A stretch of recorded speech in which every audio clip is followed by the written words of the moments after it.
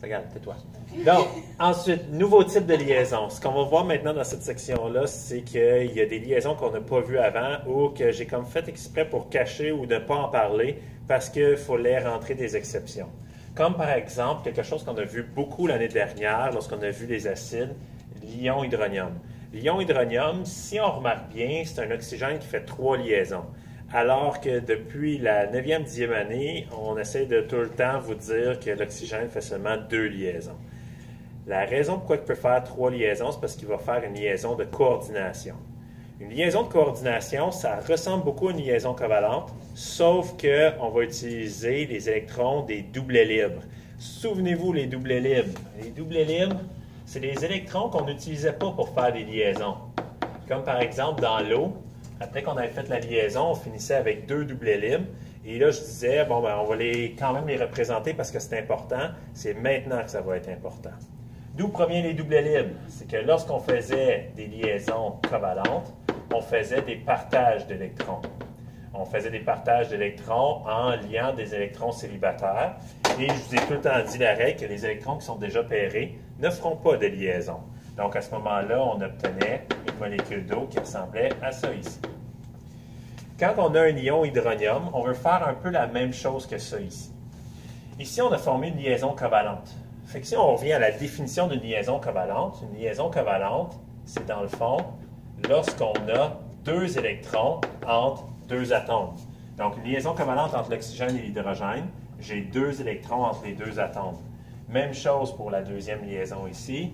J'ai 2 électrons entre 2 atomes. Et là, on convertissait les 2 électrons en une ligne pour écrire la liaison covalente. Ici, comme on voit qu'il y a un atome d'oxygène, un atome d'hydrogène avec 2 électrons, ça s'appelle une liaison covalente et il va être possible de la faire avec un 3e hydrogène. Si j'ai un hydrogène qui est un H+, un proton, il n'y a aucun électron, lui. Il va venir s'installer pour former une 3e liaison.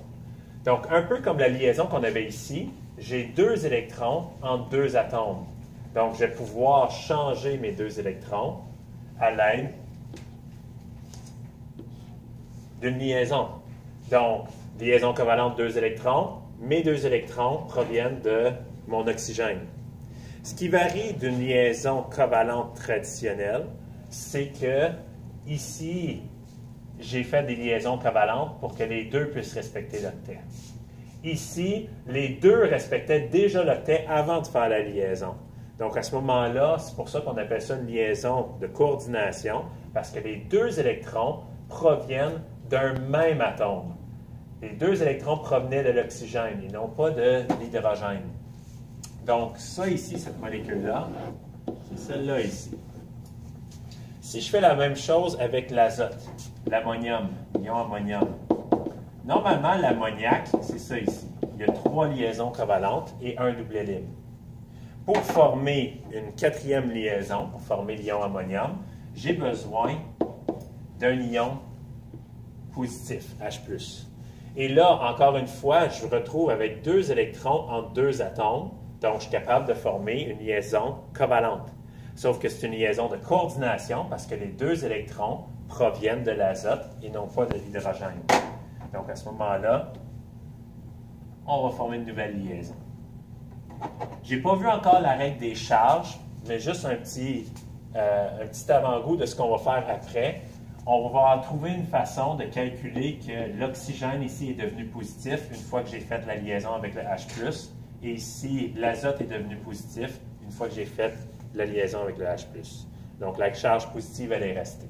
Donc liaison de coordination, pareil comme une liaison covalente, sauf que les 2 électrons proviennent d'un atome.